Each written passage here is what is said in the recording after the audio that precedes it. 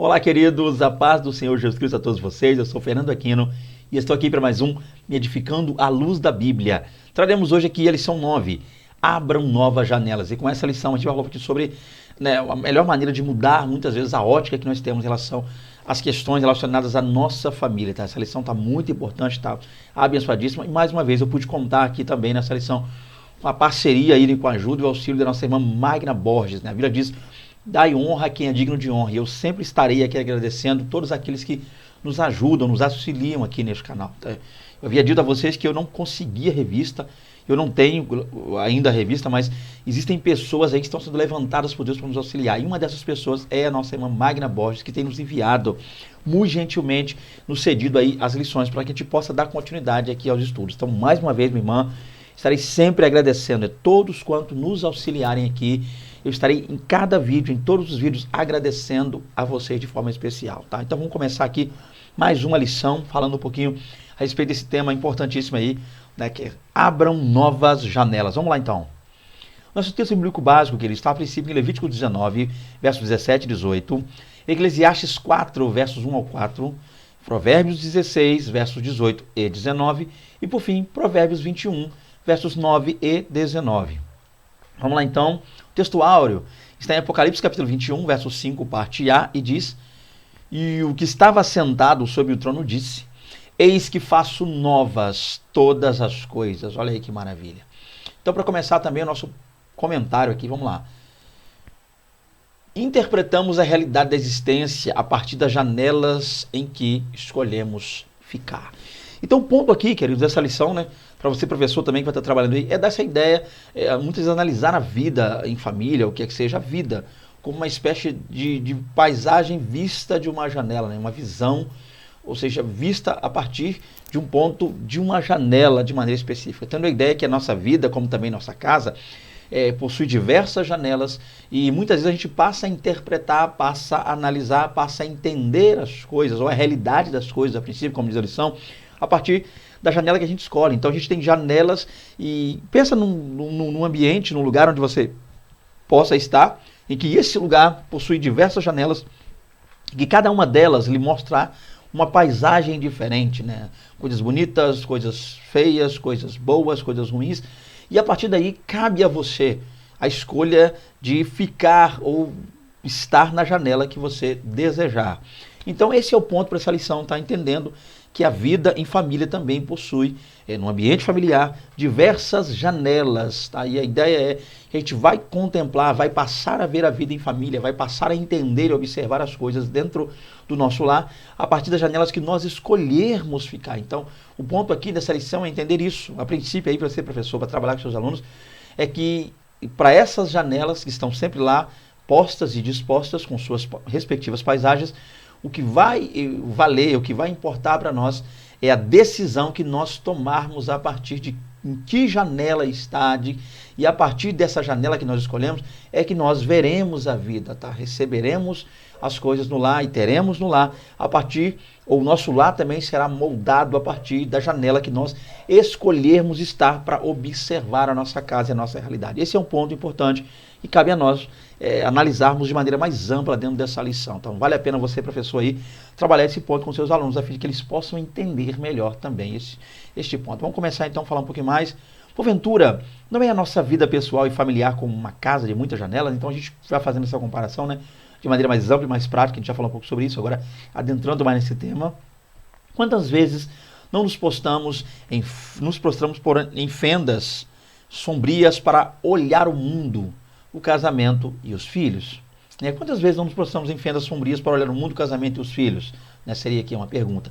Então, o ponto básico é entender isso aqui. Como eu já disse a princípio, diversas janelas. Estamos num ambiente, num só ambiente, no qual nós chamaremos essa lição de casa, família, ambiente familiar. Dentro desta casa, entre aspas, dessa vida, esse ambiente familiar, diversas janelas estão ao redor desta casa e em cada janela dessa há uma paisagem diferente e específica. E a partir do momento que nós analisamos todas as paisagens, nos colocamos diante de todas as janelas, cabe a nós agora escolher as melhores janelas, tá? A melhor maneira de ver.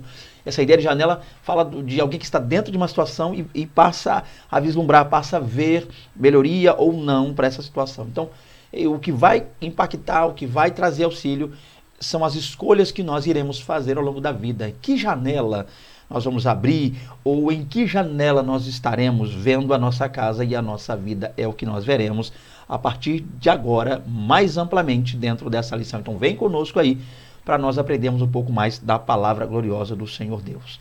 Vamos lá então, primeiro tópico, janelas que precisam ser fechadas em nossa vida. Então a gente vai começar já trabalhando uma ideia daquelas janelas ou aquelas situações que precisam ser alteradas, mudadas dentro da nossa vida, dentro do nosso lado, dentro da nossa casa. Então a gente vai ver aqui uma série de janelas, os quais são maléficas, as quais, melhor dizendo, nos trazem problemas. E a gente precisa trabalhar a fim de fechar essas janelas e não abri-las mais em nosso lar, a fim de que, abrindo-as, a gente não consiga ou não venha trazer com isso problemas, tá? E adversidade para a nossa casa. Que janelas seriam essas que precisam, para ontem, mais que depressa, serem fechadas? Vamos ver aqui? Vamos lá, vem conosco.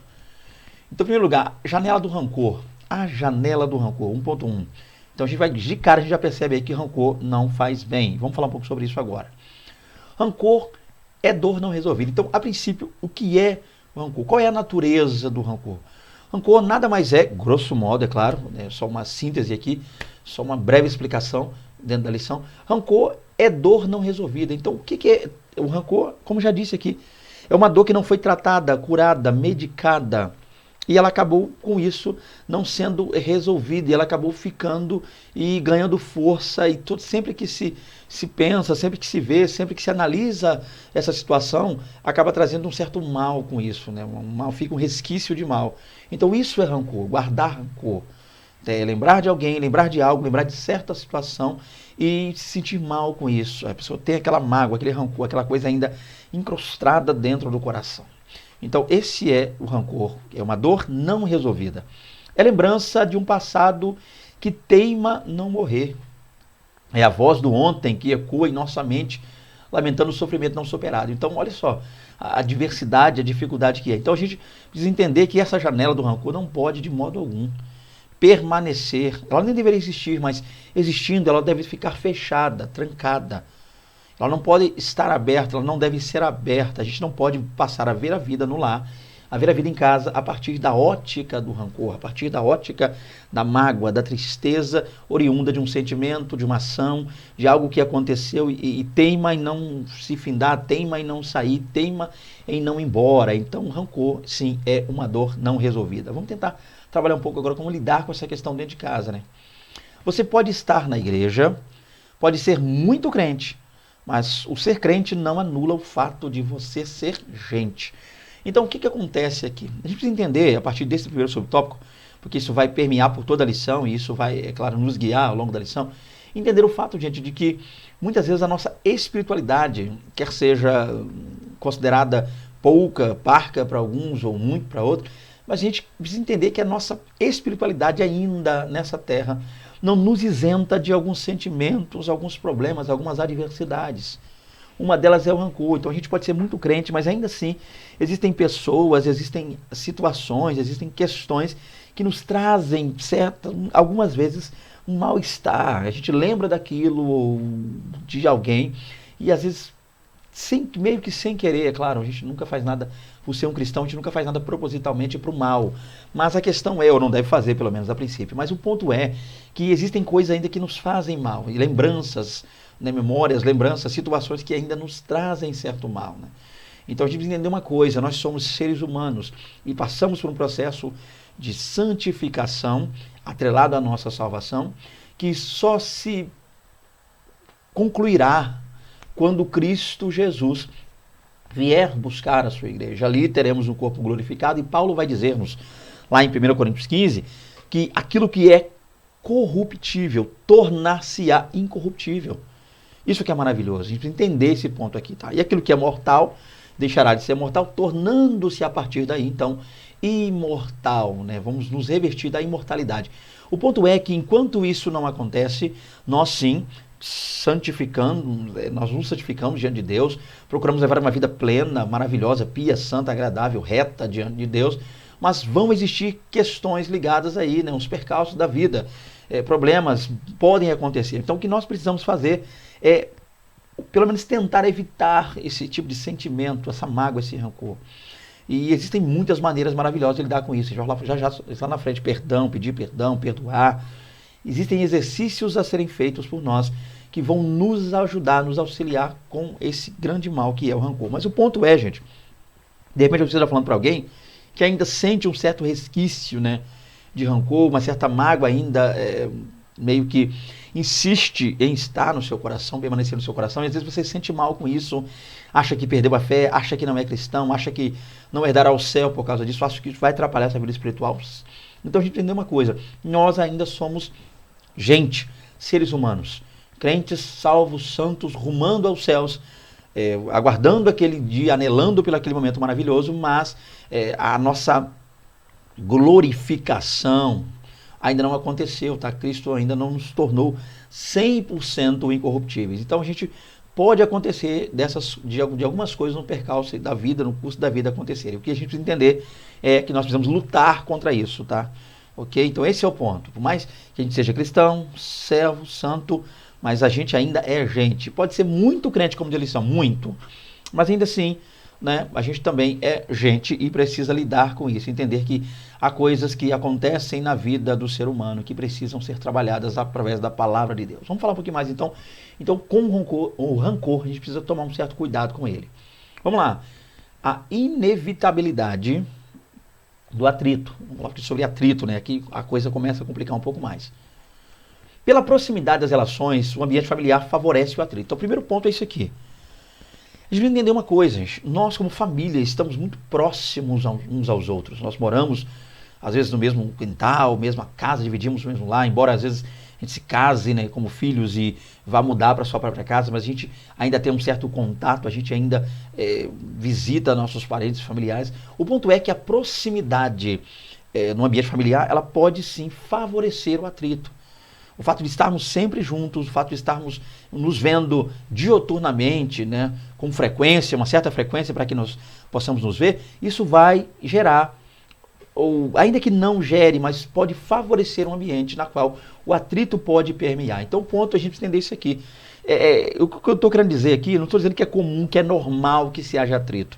A fim de dizendo que isso é normal, acabe fazendo com que as pessoas venham buscar o atrito para ter desculpa depois. Não é isso que eu estou querendo dizer. Mas o que eu quero dizer é que no ambiente familiar podem surgir, podem acontecer os atritos, tá? Então a gente precisa estar prontos para lidar com situações como essa, ok? Então o que a gente vai fazer? Sabendo que os atritos podem vir a acontecer, já visto o fato da nossa proximidade, o que a gente pode estar fazendo para trabalhar isso aí? Então vamos lá. Entendendo que atritos podem gerar feridas. Então essas discussões, esses embates, esses debates familiares acontecem, gente. Existem discussões que são até boas. Existem certas discussões, grave isso que eu estou dizendo, certas discussões passam a ser até boas, porque a partir delas nós passamos a analisar melhor algumas situações. A gente passa a buscar soluções a partir de certos atritos, certas discussões, tá? Não todas. O problema é quando vai para a via de fato, né? Quando ocorrem as chamadas agressões físicas, aí a questão perde um pouco o controle. Mas o fato é que, de repente, você que me ouve aí como cônjuge, acaba discutindo com seu esposo, vice-versa, esposa, ou pai e filho, às vezes nasce aquela discussão. Quando essa discussão é para que, a partir dela, haja uma solução para algum problema que está acontecendo no ambiente familiar, é até bom, tá? É claro que a gente precisa entender que essa discussão não pode ser tão acalorada a ponto de ir para vias de fato, ou seja, para agressão física. Mas o ponto é que a gente trabalhe e pondere da melhor maneira possível essa discussão, tá? Que ela parta num ambiente de paz e tranquilidade diante de Deus. E por quê? Porque elas podem sim gerar feridas, elas podem sim. E feridas não curadas podem produzir rancores. Falamos de rancor subtópico passado, então isso aqui está de certa forma ligado ao primeiro subtópico. Então esse atrito pode gerar, ele pode produzir, ele pode fomentar, ele pode alimentar rancores. Então por que a gente precisa ficar atento quanto a essa questão de atrito?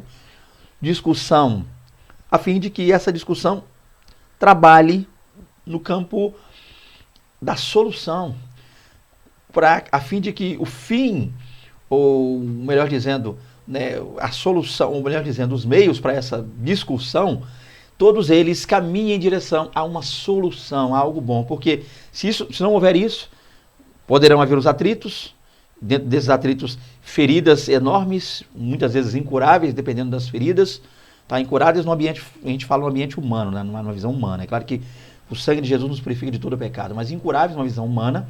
E as feridas, se elas não forem curadas, tratadas, tá? Elas poderão produzir rancores, e esses rancores caminharão conosco durante muito tempo de nossas vidas. Vamos continuar aqui então. Quando olhamos para a família por essa janela, janela do atrito, impossibilitamos que nossos sonhos floresçam. Então, aqui está o problema. Então, a gente muitas vezes sonha como família crescer, unir-se a fim de galgar algo para toda a família, toda a casa, mas os atritos vão minando esses sonhos, vão impossibilitando-nos de sonharmos juntos, tá? De vivermos como família, de subsistirmos como família. Atritos que acabam trazendo dissensão, uma separação enorme no ambiente familiar. Então, pessoas por determinado atrito acabam não se falando mais, não se vendo mais, não se comunicando mais. Então, sonhos que tínhamos e que temos como família podem ser impossibilitados, podem ser minados por causa de atritos. E quando esses atritos não são atritos leves, eu diria assim, que estão buscando solução. Então a gente precisa entender isso aqui, gente. Por causa de um atrito, a gente pode deixar de existir como família, e deixando de existir como família, os sonhos que nós tínhamos e temos como famílias podem deixar de serem realizados, vivermos esses sonhos. Então, cuidado, muita atenção você aí, muita atenção mesmo com os atritos no ambiente familiar. E você, professor, trabalhe melhor isso aí, auxilie seus alunos a fim de evitar no lar deles, é claro, nos lares deles, atritos. Continuando aqui, vamos lá. Se for possível, quando estiver em vós, tende paz com todos os homens. Está lá em Romanos 12, 18, é um versículo bíblico, onde Paulo, escrevendo aos Romanos, no capítulo 12, ele vai dizer esse versículo. Eu gosto muito desse versículo, né? Vou ler mais uma vez porque é interessantíssimo e pode ser por você aí, professor da IBD, utilizado para auxiliar seus alunos. Se for possível, quando estiver em vós, tende paz com todos os homens. É claro que eu não vou tirar esse versículo do contexto, eu quero trabalhar somente um contexto ligado aqui ao atrito, à lição, tá? O atrito familiar.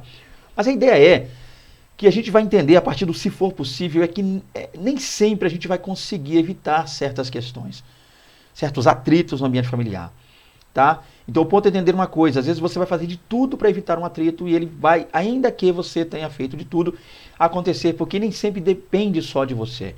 Às vezes você é aquela pessoa no lar que quer a paz, você é aquela pessoa no lar que está hasteando a bandeira branca, se rendendo, reconhecendo o erro, pedindo perdão mesmo sem ter feito nada aparentemente contra alguém da família, mas ainda assim pode ser que a outra pessoa lá, o cônjuge, o filho, o parente, ou alguém no ambiente familiar, esteja realmente partindo e queira partir para a guerra, para discussão, não quer paz, não quer saber de diálogo, não quer saber de conversa. Então, Paulo disse aqui, se for possível, gente, quando estiver em vós, tende paz. No que depender, isso que Paulo quer dizer, resumindo aqui, no que depender de você, faça a sua parte. No que depender de você, busque a paz. No que depender de você, evite os atritos.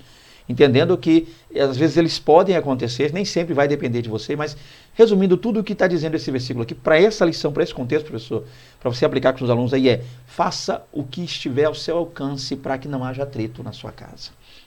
Entendendo que, se você fez de tudo para que não houvesse atrito, e mesmo assim aconteceu, a pessoa lá, outrem quis que ocorresse, então não encare isso como uma culpa sua, não encare isso como uma debilidade, uma dificuldade sua, mas ore a Deus, a fim de que Deus prepare um ambiente melhor para que esse problema, esse atrito, essa discussão, tudo que aconteceu nesse momento ou que está acontecendo agora possa ser por Deus sanado, ok? Então faça o que estiver ao seu alcance para evitar os atritos. Vamos lá. A janela do pessimismo, olha aí, gente, outro ponto importante. Pessimismo é a janela a partir do qual só conseguimos enxergar dificuldades. Aqui já está mais explicado. É aquela janela em casa onde você olha ali para a paisagem, vislumbra algo, mas o que você vê é só problema, é só adversidade. É aquela pessoa que só vê dificuldade, só vê problema, né? E é interessante, me faz lembrar de um desenho animado, eu não lembro agora o nome, acho que é Lip Hard, onde tinha lá um personagem de desenho que você ficava, dia, mês, ano. Aquela pessoa pessimista, tudo para ela ruim, já acorda achando que tudo vai dar errado, tudo que vai fazer, às vezes não empreende, não sonha, não tenta, não intenta, porque acha que tudo que vai fazer vai dar errado. É aquela pessoa que só vê o lado ruim das coisas, tá? Então é aquela janela que deve ser fechada também, a janela do pessimismo. Deixa eu ler de novo para poder completar aqui. Pessimismo é a janela a partir da qual só conseguimos enxergar as dificuldades, seja na vida a dois, seja na vida dos filhos, seja na vida doméstica. Então, muitas vezes a gente, no ambiente familiar também existe a janela do pessimismo, que deve ser fechada, e por alguns é aberta e insiste em permanecer aberta. O que acontece? Muitas vezes também na área da vida a dois dos cônjuges, tá, do casamento, pessimista. Um está empreendendo, um está sonhando, um está querendo, um está intentando, um está chamando a responsabilidade para que o casal cresça, tá, financeiramente, o que quer que seja, empreender, buscar, né? Não, eu vou estar lá, não faz não que vai dar errado. Ih, nem começa. Ih, não faz não, deixa, não vai dar certo. É aquela pessoa que acha que tudo em que se intenta como casados ali, como cônjuges, vai dar errado. Aquela pessoa que não quer empreender, não quer abrir uma espécie de comércio para auxiliar na renda, acha que vai quebrar, que vai falir. Nem abriu, já está dizendo que vai quebrar, não sei o que lá mais e tal, não vai conseguir, vai falir, vai decretar falência sem ainda ter aberto. Aquela pessoa que acha, não vou comprar um carro não, porque vai vir com defeito, vai vir quebrado, vai dar problema, segunda casa, e trocar peça. Não, vamos sair dessa casa, não vamos para outra casa não, porque outra casa, outra vizinhança, tudo novo, não sei se vai dar certo, gente e tal, e barulho de som, nós estamos acostumados com esse ambiente aqui, tá ruim, mas é o nosso ruim, a gente já conhece isso aqui, já lida com isso há muito tempo. É o pessimista. É aquela pessoa que acha que não vai dar certo. Também existe o pessimismo que muitos pais têm na vida dos filhos. Esse menino, quer saber, não melhor ficar por aí mesmo, não vai crescer, melhor nem estudar, porque não vai ser ninguém, nunca vai melhorar, nunca vai ser ninguém na vida, nunca vai ter nada. Vai ser uma pessoa pior do que nós, como pais, somos, e a situação financeira dos nossos filhos será sempre pior, sempre, vai depender sempre de nós. É o pessimista, é aquele que não joga as coisas para frente, não dá um braço a torcer, não dá um pontapé inicial para que as coisas aconteçam. E essa janela precisa, gente, para ontem, tá mais que depressa, ser fechada em nosso lar. Olha aí que coisa interessante. E seja na vida doméstica também, né? No ambiente do lar, ali dentro de casa, aquela vida, tudo parece que dentro de casa vai dar errado. Tudo que empreende fazer dentro do lar, dentro daquela casa ali, na visão do pessimista, está dando errado, ou vai dar errado, culminará num terrível e complexo erro. Então a gente precisa aprender, entender que pessimismo, essa janela, não pode estar aberta de modo algum, nem uma frestazinha dela dentro do nosso lar. O pessimismo embota a esperança de um futuro melhor, é claro. O pessimista, para ele acaba neutralizando um futuro. Por quê? Porque ele nem tenta. O problema do pessimista é que ele acha que a gente não precisa nem tentar. Por que tentar se vai dar errado? Então, se para ele vai dar errado, logo não é necessário tentar. Então, olha para a gente ver. Olha aí, queridos, você que me acompanha aí nessa lição. Olha o problema dessa janela aberta no nosso lar. Então, a gente muitas vezes deixa de ter as coisas, deixa de ser as coisas, deixa de vencer na vida, deixa de buscar e galgar mais diante de Deus. Por quê? Porque é pessimista, acha que não vai dar certo. Quem sabe eu falo para alguém que está me assistindo agora que talvez você hoje viva uma complexidade na sua vida, uma dificuldade que esteja atrelado a um sentimento como esse. Talvez você tenha sido pessimista ou alguém no seu lar com um sentimento como esse acabou minando, mas ainda é tempo, ainda há tempo. É hora de clamar e buscar ao Deus Todo-Poderoso. Em nome de Jesus, vai dar certo, querendo Deus, se Deus quiser. Guarde isso, tá? Eu não sou daquele do determinismo, vai dar certo, eu determino que essas coisas. Não, aí já é rasgar a Bíblia, com fala umas perdão, tá? Vou falar aqui, mas uma asneira dessa já é, eu determino que. Amém, mano. Continue você determinando aí, se é que você o faz. O ponto é que tudo na nossa vida depende da vontade gloriosa de Deus. É só ler a Epístola de Tiago, está muito claro lá. Tá? A Epístola de Tiago ela trabalha muito essa questão aí. Depende de Deus, é a vontade de Deus, o desejo de Deus. Então, se Deus quiser, eu tenho certeza, em nome de Jesus, se Deus quiser, tá? Vai acontecer na sua casa. Tome posse desta palavra para a glória de Deus. Vamos lá, então. Pessimismo amplia as dificuldades e nos imobiliza. Então, um dos problemas é o seguinte. Por um lado, as coisas já são difíceis. Entenda isso. Nem tudo é fácil. Cristo disse, né, João 16 ali, no mundo tereis aflições, mas tem bom ânimo, eu venci o mundo. Ele disse antes, no verso 32, 33, ele disse, tenho-vos dito isso para que em mim tenhais paz. Olha que coisa tremenda, né? Ele vai dizer lá que é um momento em que ele diz que os discípulos o abandonariam, tá? Mas ele não estaria só porque o Pai estaria com ele, não estou só porque o Pai está comigo. Ele continua dizendo, tenho-vos dito isso para que em mim tenhas paz, no mundo terás aflições, mas tem bom ânimo, porque eu venci o mundo. Olha que coisa importante e interessante, gente, entender isso aqui. As coisas, já são difíceis, as coisas por si só são complexas na vida. Mas o pessimismo, ele consegue dificultar ainda mais, ele amplia a dificuldade. A coisa por si só, você intentando fazer, nem sempre é fácil, já é difícil. Mas sendo pessimista, a dificuldade dobra, triplica. tá? Quadruplica. Então, o pessimismo faz com que a dificuldade fique maior, a visão das coisas torne-se ainda mais embotada, embaçada, fica mais difícil. E além disso, ele nos mobiliza. Então, ele faz você pensar que aquilo que você está empreendendo fazer não será feito porque é difícil, o pessimismo faz isso.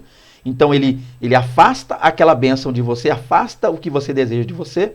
E além disso, ele age internamente também em nós. Por quê? Porque o pessimismo faz com que a gente fique imobilizado. A gente se feche, se enclausure e fica inerte. Então o pessimismo traz a nós a inércia e traz ao que nós queremos a impossibilidade. Afasta de nós o que nós queremos. Por isso, feche essa fresta em sua casa. Fecha agora, tranca. Mude o seu olhar. Então, contra o pessimismo, o remédio melhor é mudar a forma de ver, ok?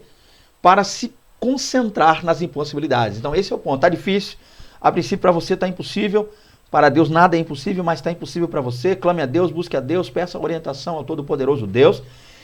Pare de olhar de forma pessimista, pare de pensar que aquilo vai ser sempre possível e que você nunca será capaz. Pare de se mobilizar, pare de olhar e dificultar ainda mais as questões para você. Feche essa janela agora, a fresta, ainda que seja uma pequena fresta aberta dessa janela do pessimismo, tranque a fecha e começa a mudar o seu ponto de vista, seu posicionamento, sua maneira de olhar e observar essas questões, ok? Se concentre na vitória que Deus tem para sua casa em o nome de Jesus. Vamos lá. A janela do medo. Não podemos nos acostumar com a falsa segurança oferecida por essa janela assombrosa, que no fim das contas só revela nossas fraquezas. Outra janela que tem que ser fechada para ontem, gente, em casa, é o medo, janela do medo. Para alguns, qual é o problema? Para alguns pensam, não, medo é bom, porque se eu ficar com medo de fazer as coisas, de tentar crescer mais, ampliar minha casa, mudar minha vida, meu casamento, melhorar mais a situação, se eu ficar com medo, é bom que esse medo vai me fazer manter o que eu tenho. Então, às vezes, a pessoa com medo de perder, ou até mesmo de ganhar, de melhorar, acaba ficando inerte, acaba parando e ficando enclausurado ali. O problema é que o medo só te faz andar para trás, o medo nunca te fará andar para frente, esse é o problema. É claro, gente, que há uma diferença muito grande entre medo e pavor. Medo é aquela espécie de sentimento onde você fica receoso com alguma coisa, a fim de que aquilo não venha trazer nenhum mal. O pavor não, o pavor é quando você deixa o medo te dominar. Então, o medo mandando em você, dominando a você, torna-se um pavor. Então, qual é o problema do medo em casa, a janela do medo? É que o medo vai sempre tornar um pavor. Se você não cuidar, não controlar, um medo bem dosado é até bom, porque a partir desse medo a gente acaba não fazendo algumas besteiras na vida. Sim, eu entendo. Mas nesse caso, nessa questão familiar, nós precisamos parar de ter medo de crescer, ter medo de melhorar, ter medo de ampliar, ter medo de empreender, ter medo de vencer na vida com a nossa família, tá? Então, esse medo só acaba mostrando realmente as nossas fraquezas. Ao invés dele mostrar a nossa segurança, não, ele nos dá uma falsa segurança, revelando em nós uma terrível e complexa, uma enorme, tá, fraqueza. Então precisa ser trabalhado aí o nosso medo. O medo é uma janela que precisa ser fechada em nossa casa, porque ele nos impede de ver os milagres de Deus, né, vindo em nossa direção. Então, é verdade. Se eu tiver medo de ir para frente, de caminhar, de buscar, de empreender, de tentar, eu jamais verei o milagre. Chega de temer o primeiro passo, chega de temer o recomeço. É claro que um bom exemplo aqui que você pode trabalhar aí, professor, porque você terá mais tempo que eu, estou gravando um vídeo aqui às pressas, você terá mais tempo que eu, é aquela passagem tremenda, é claro que não num ambiente familiar, mas pode ser aplicado seria ali Mateus 14, quando Pedro caminha sobre as águas, né? Cristo está ali caminhando sobre as águas, veio ter Jesus para eles, caminhando por cima do mar, né? A quarta vigília da madrugada, diz o texto, lá em Mateus 14, e é interessante que ali, Jesus agora vindo, ele disse, como é que ele disse mesmo? Tem bom ânimo, ok, me lembrei, perdão, tem bom ânimo, sou eu, não tem mais, foi o que ele disse, eu não estou com a Bíblia aberta aqui, então peço perdão. Aí, naquele momento, Pedro disse, Senhor, se é tu mesmo, faça-me ter contigo andando por cima das águas, caminhando sobre o mar, como você quiser falar, não sei a sua tradução. E naquele momento, Pedro disse, vem. Ou melhor dizendo, Jesus disse, vem, o chamou. E Pedro foi descendo do barco e deixando o barco, foi ter com Jesus. Então, ele foi ter com Jesus caminhando sobre as águas. Então, O Pedro deixou ali naquele momento o medo de lado até certo ponto, e o fato dele ter perdido inicialmente o medo fez com que ele desse o primeiro passo. O problema foi, e aí a gente pode entender onde o medo impera, é que a Bíblia diz, sentindo o vento forte, teve medo, e tendo medo, é claro, começou a afundar. Então ele começou a sentir o vento forte, o medo tomando conta de seu coração, ele foi água abaixo. Então o medo nos levará água abaixo. O medo nos impedirá de chegar até Jesus. O medo nos impedirá de caminhar sobre as águas. O medo nos impedirá de vencer a tempestade. E o medo nos fará afundar. Então nós precisamos, todos nós, mais que depressa, fechar a janela do medo dentro do nosso lar para vencer essa luta tão ferrenha e adversária. A janela da murmuração, outra janela que tem que ser fechada em nosso lar. Murmuração é a arte de impedir o sorriso do coração. O que é murmurar? Murmurar é estar aqui sempre reclamando, e tal, murmurando, falando, ai, e tal. Aquela pessoa que muitas vezes as coisas lhe acontecem, não entende que algumas coisas que por mais que eles sejam adversas, a princípio, são ferramentas de Deus, são preparações de Deus para a nossa vida. E não entende que a partir do momento que entregamos a vida a Jesus, nós nos matriculamos na escola do céu, na escola do Mestre Jesus. E lá, é claro, muitas vezes virão coisas que nós não estamos esperando ou que não estávamos torcendo para que acontecesse. Ou até mesmo torcendo para que não acontecesse. E elas podem acontecer, elas podem vir, elas podem surgir-se a nós. E a gente precisa entender isso aqui. Não murmurar. O murmurador fica lá murmurando, falando, sem saber. O problema da murmuração, o maior deles, é o fato de que quem está murmurando hoje geralmente não para pensar no que pode vir a acontecer amanhã. Cristo disse, João 13, 7, o que eu faço não sabes tu agora, mas tu o saberás depois. Então, aquele momento difícil pode estar sendo algo enviado da parte de Deus ou permitido pelo Senhor para aprimorar, para melhorar, para trazer bênção para essa pessoa depois. E ela, sem saber disso, ou pelo menos fechando os olhos para isso, acaba murmurando naquele momento, quando na verdade não era para ser feito isso aí. Então vamos continuar. É o desejo mórbido e autodestrutivo de privação da felicidade, simplesmente porque o murmurador não tem intenção de ser feliz. O murmurador não está ligando se vai ser bom, se vai ser ruim, ele quer murmurar, ele quer falar, ele quer lamentar, ele quer ficar triste, ele quer emudecer a situação. Então, queridos, não murmure. Não importa o tamanho da prova que você está enfrentando agora, enquanto você assiste essa lição, enquanto você se prepara, de repente, professor, para ministrá-la a seus alunos, não murmure, não questione. Não vá a Deus com perguntas infundadas, insensatas, mas aproveite esse momento de prova, crise e luta para buscar ainda mais a face do Altíssimo Deus. Essa janela aberta dentro de casa é um grande perigo. Por quê? Pois ela convida aqueles que sobre ela se debruçam a minarem a alegria e a minarem o conhecimento das demais pessoas. Então esse é o ponto. O murmurador, ele pode levar pessoas a murmurar com ele pode levar pessoas também a esse sentimento ruim. Ele pode, ou seja, isso convida, essa janela aberta é um convite para que a gente que estiver ali, quem estiver debruçado sobre ela, acabe isso, minando. Alegria. Você murmurando, você pode entristecer todos que estão ao seu redor. Entenda uma coisa, murmuração é algo que contamina. A murmuração é como um vírus, tá? É como uma doença infecto-contagiosa que em poucos minutos ela acaba infectando todos que estão ao redor. Então o murmurador ele faz com que todos murmurem. Quando uma igreja está começando a crescer, tem um murmurador naquele meio ali, aquela pessoa começa a botar dúvida na mente das pessoas, daqui a pouco está todo mundo murmurando também. Tá? Então a murmuração é algo prejudicial ao crescimento como família, o crescimento como cristão, servo do Senhor. Então paremos por agora, paremos, melhor dizendo, para já de murmurar, fechemos a janela da murmuração em nossas vidas, porque pode gerar, sim, em casa um grande problema. Então, de repente você em casa é um murmurador, para de murmurar. Seus filhos estão crescendo, lhe vendo murmurar, e eles vão também repetir e fazer a mesma coisa que você faz. Então, janela da murmuração, esta janela tem que ser fechada na sua casa, na minha casa, para a glória do Deus Todo-Poderoso. Não murmuremos em nome de Jesus. A janela do mau humor, vamos lá, outra que tem que ser fechada. Não há homem ou mulher que suporte um cônjuge lamuriento dentro de casa. Gente, uma pessoa que só fica se lamuriando, se lamentando, um lamentador. Né? Aquele marido, o profeta chorão, a varoa, a chorona, né? A llorona, chorona. Gente, por favor, pelo amor do santo Deus maravilhoso, que a gente não fique só se lamentando dentro de casa. Tem aquela pessoa que é a síndrome do coitadinho. Ai, eu estava aqui em casa, sofro, tudo é pra mim, só salva pra mim, só eu. Deixa eu tomar um pouco d'água aqui, gente. Só um pouquinho, minha garganta não tá boa, ministrando aí, pregando. Mas que eu não perco meu raciocínio. Pessoas em casa que é só se lamentando. Ninguém suporta. Não dá para você ter um ambiente legal dentro do seu lar com uma pessoa 24 horas chorando no seu ouvido. É difícil. Como cristãos, não podemos nos dar ao luxo de procurar motivos para resmungar. Afinal, a alegria do Senhor é ou não é a nossa força? Olha aí, gente. Não é comum, não é natural, não é normal um cristão ficar 24 horas chorando, se lamentando, se lamuriando a vida toda, não.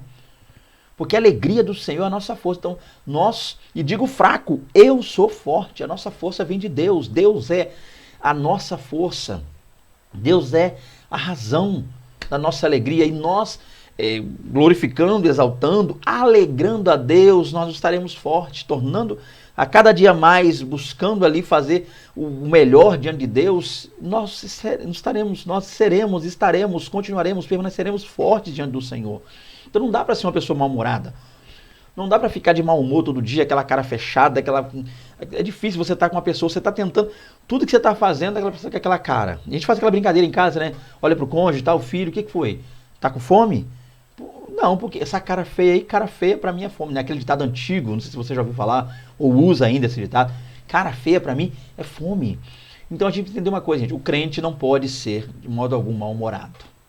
Não dá para conciliar uma vida de alguém que entregou a vida a Cristo, na qual ali teve a salvação diante do Todo-Poderoso Deus, hoje leva uma vida de gozo, paz, tranquilidade, e anda mal-humorado, anda reclamando da vida, nada tá bom, nada satisfaz, não se contenta com nada, parece que tudo que o outra pessoa tem do outrem é melhor, o seu não é. Então, gente, mau humor não combina, mau humor não pega bem, mau humor não é questão para crente, não é legal para o cristão andar por aí mal-humorado, tá?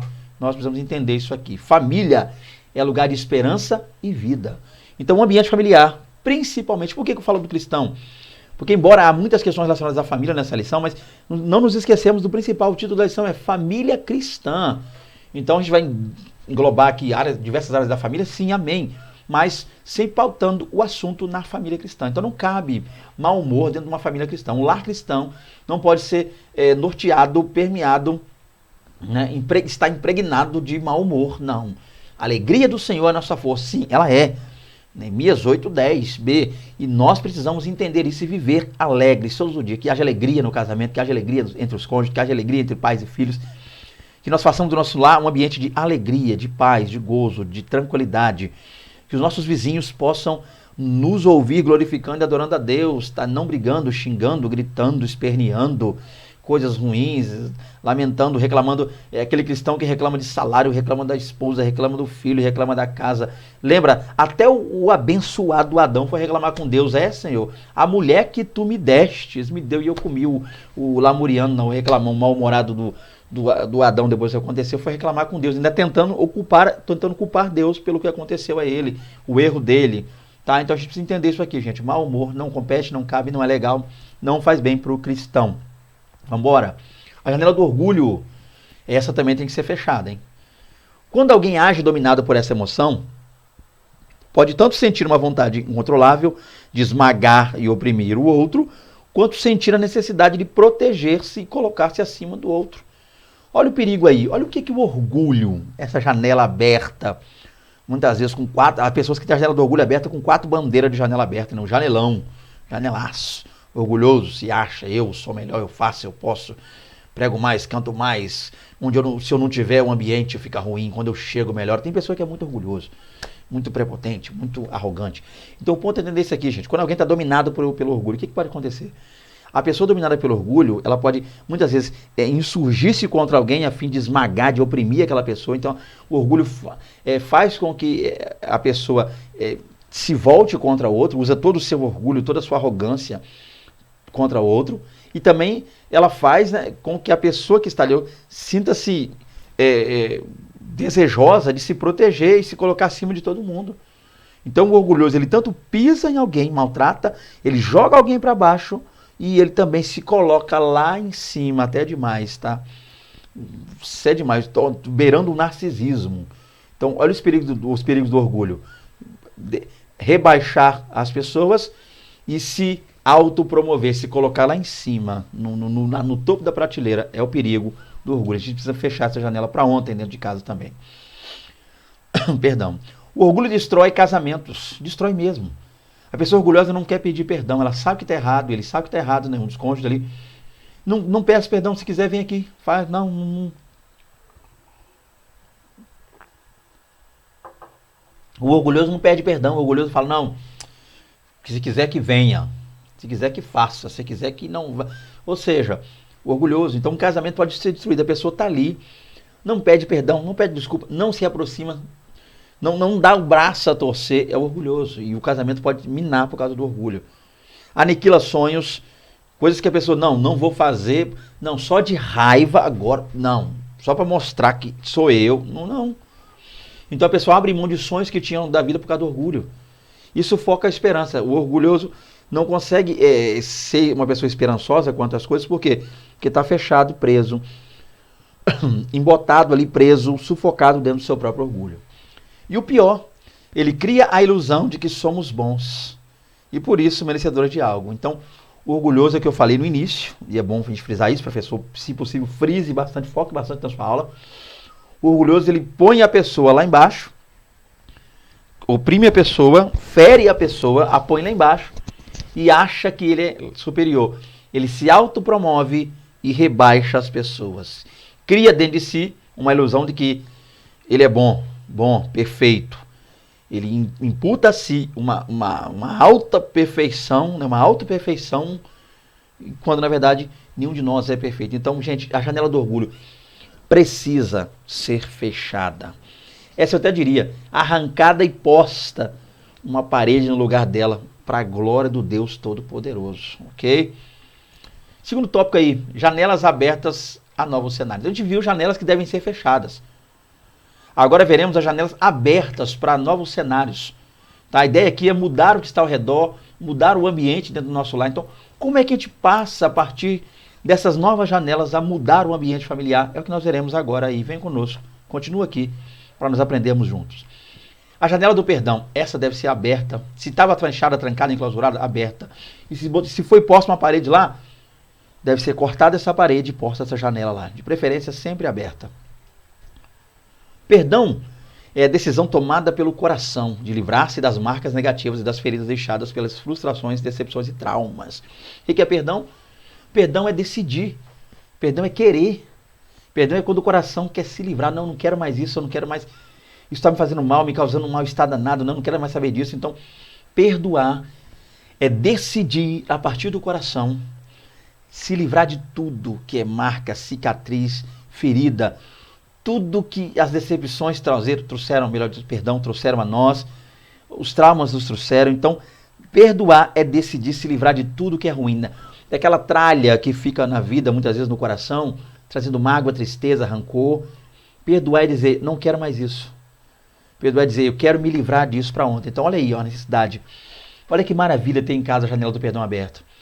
Só o perdão tem o poder espiritual de nos fazer fechar a janela do rancor e libertar da nossa alma. Falamos lá atrás, rancor.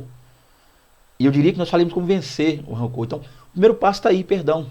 Quando você passa a perdoar, ok? Ocorre ali o fechamento da janela do rancor e passa a abrir a janela do perdão na sua vida. É claro, gente, que a gente precisa entender muito bem isso aqui. Perdão, gente, um pouquinho, estou meio gripado, né? Um pouquinho de saúde. Deixa eu só tomar mais uma água aqui. Outro ponto importante aqui. Vamos lá, com o assunto é perdão. É claro que perdão, gente, não é algo que a gente simplesmente abre a boca e diz, eu perdoo. E é passado na nossa mente uma espécie de laser.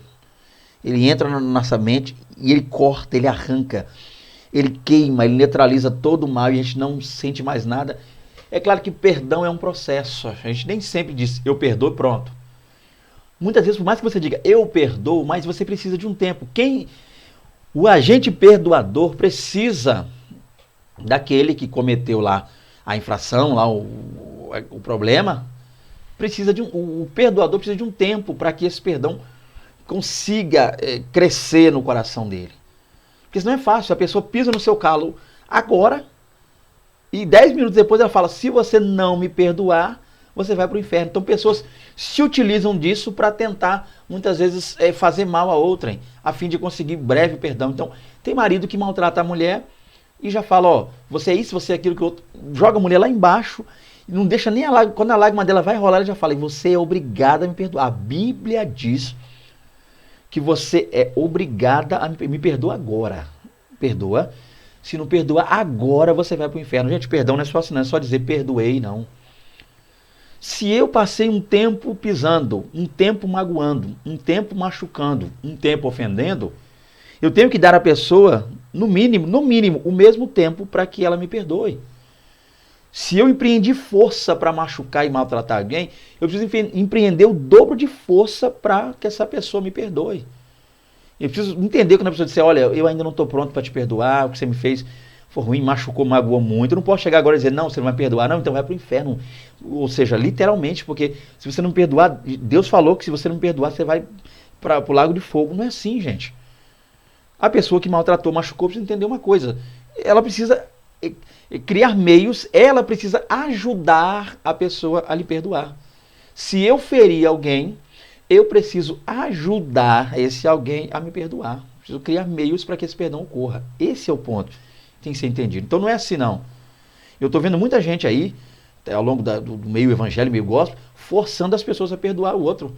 Com base nisso aí, usando a Bíblia para poder obrigar a pessoa. Então a pessoa às vezes fala de boca, não, eu perdoo só para não piorar a situação. Então não é assim. O marido machuca a esposa de diversas formas e não faz nada para que ela perdoe. Só fala, perdoe. Se você é obrigado, ainda usa a palavra contra ela, pai, filho, mãe, família, usando assim. Isso não é bíblico, gente. Então perdoar é o seguinte, perdoar é a pessoa que se sentiu ofendida, vai fazer de um tudo, ela vai trabalhar no seu coração para que aquele sentimento causado pela outra pessoa vá embora, ruim.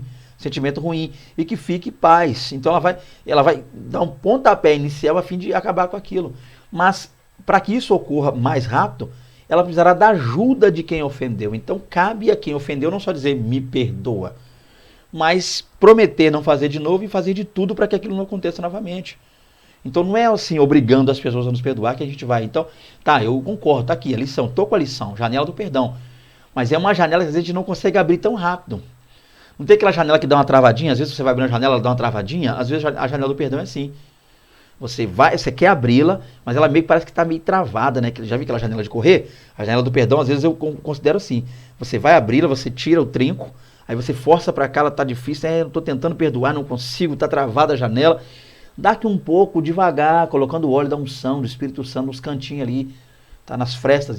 Daqui a pouco a janela vai se abrindo, e vai chegar um dia que você vai se esquecer daquilo. Então é bom que enquanto a janela está travada, você está tentando abrir a janela do perdão na sua casa, a pessoa que te feriu te ajude. Pegue uma bandeira da janela, você pega na bandeira, ela pega na outra. Então é bom que quem te feriu te ajude a abrir a janela do perdão. Não deixa para você sozinho.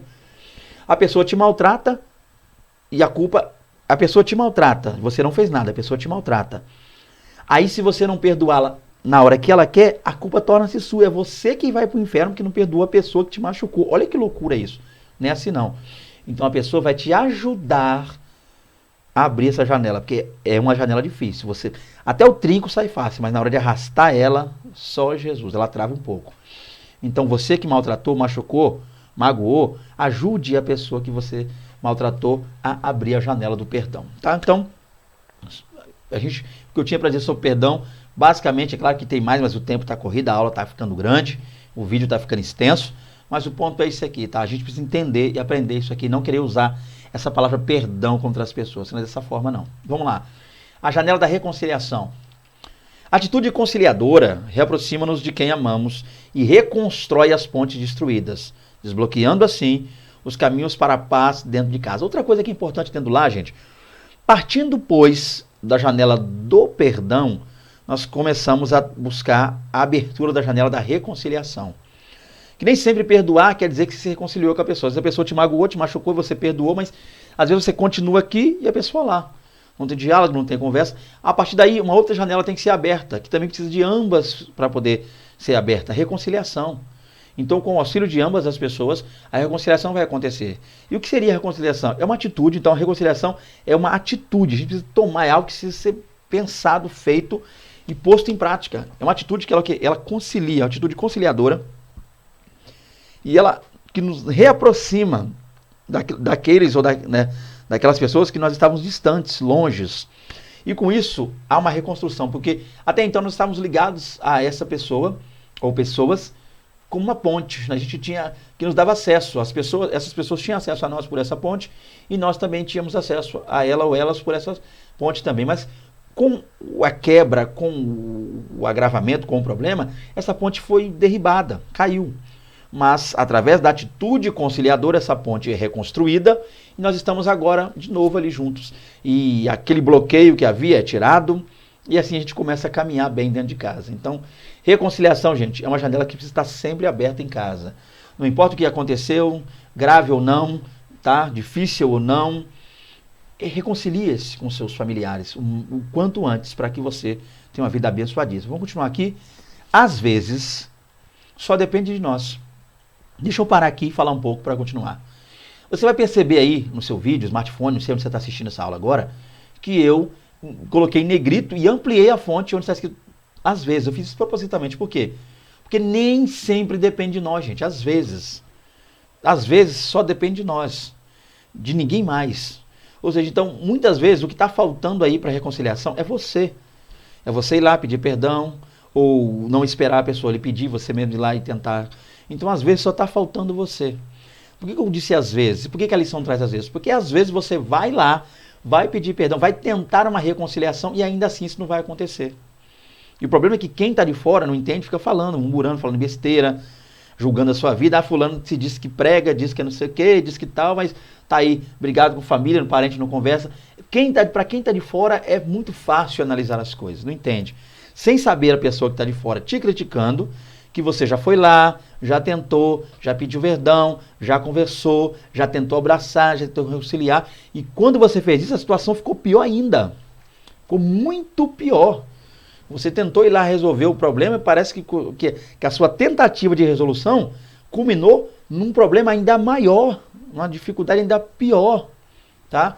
Eu estou falando isso aqui porque eu já vivi isso, numa certa situação, né, questão de parentesco, não meu, um parentesco ligado mais à família lá, parente da minha esposa, sem se conversar, sem se falar. A gente tentei um dia lá colocar para abraçar, para conversar, e a situação, naquele dia, a minha tentativa de reconciliação se tornou-se em algo pior. Foi o fato de eu ter tentado melhorar e agravou ainda mais. E as pessoas, parentes, até mesmo parentes lá, pessoas ligadas à família da minha esposa, tios, tal, parentes lá, sem saber da história, vai para a rede social, vai para o comentário, às vezes até vem aqui no meu canal falar besteira, sem saber o que está acontecendo, não nos pergunta.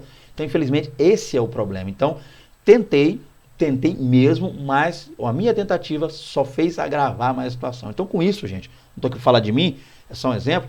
Então, às vezes, você vai lá tentar fazer a situação, tentar reconciliar, tentar melhorar, e com isso pode acabar piorando, minando, trazendo maiores problemas para você ainda. Então, portanto, no que depender de você, mude-se para a janela da reconciliação. Se der, se tiver a seu alcance, vai lá, faz, corre atrás. Abandone o medo, deixe o orgulho de lado. Então, esse é o ponto. Reconciliar sempre, sempre, sempre é o melhor. Não há nada melhor do que perdão e junto a ele a reconciliação.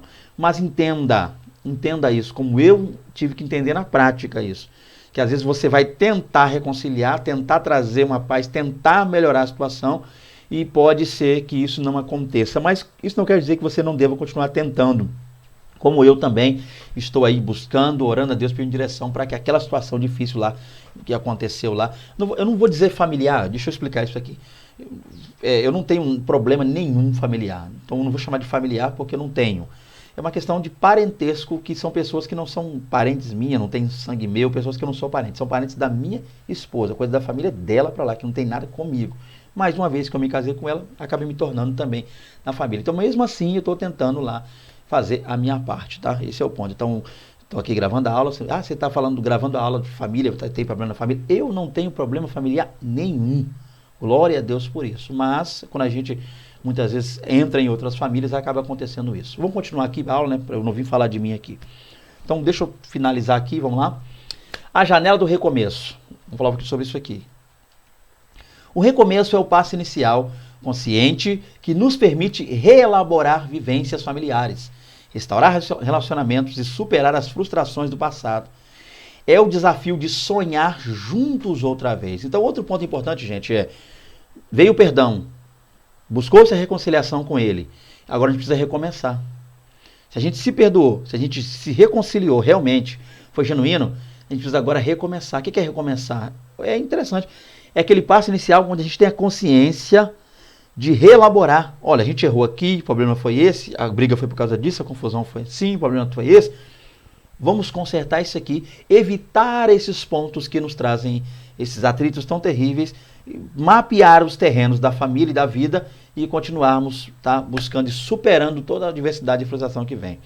Então, o desafio que a gente tem de sonhar junto de novo, voltar a viver como família e sonhar junto novamente. Então, recomeçar, gente, sempre é bom, recomeçar sempre é importantíssimo. Esqueça a murmuração e o pessimismo. Poste-se à janela do recomeço, em nome de Jesus. Glórias a Deus. Então, concluindo aqui a nossa lição, vamos lá? Fechando aqui. Em que janela você tem se colocado para interpretar o mundo? Rancor, pessimismo, medo, murmuração, orgulho? Seja em qual for, ainda dá tempo de mudar para enxergar a beleza da vida e contemplar a misericórdia do amor de Deus. Ainda dá tempo de, depois de tantas lutas, descobrir a alegria, depois de tanta dor, encontrar a esperança. Cada família tem uma história, mas eu lhe peço, perdoe, reconcilie, recomece. O triunfo do amor está em caminhar juntos, cultivar novos sonhos depois de o mal ter passado. Amados, está aí, né? Mais uma lição para a glória de Deus, onde falamos um pouquinho sobre as janelas. Abram, né, mais que depressa aí as janelas, que nós possamos abrir as janelas da vida, fechar as janelas ruins, abrir as janelas boas e vivermos uma vida maravilhosa. Está aí o nosso contato, desejando contactar-nos para qualquer situação, questão ligada à sua igreja. Será um prazer estar com vocês aí, decidindo contactar-nos para estar pessoalmente com vocês aí, ministrando a palavra de Deus. Será uma honra, tá? Vocês fiquem todos com Deus aí, desejando comentar, querido, compartilhar. Se você quiser curtir também, se você for tocado a se inscrever no canal, eu não insisto e nem obrigo. Quem sou eu? É você e Deus. Será uma honra ter você conosco aqui, tá? Fique com Deus. A paz, Senhor Jesus, a paz, Senhor Jesus. Até a próxima aula, em nome de Jesus.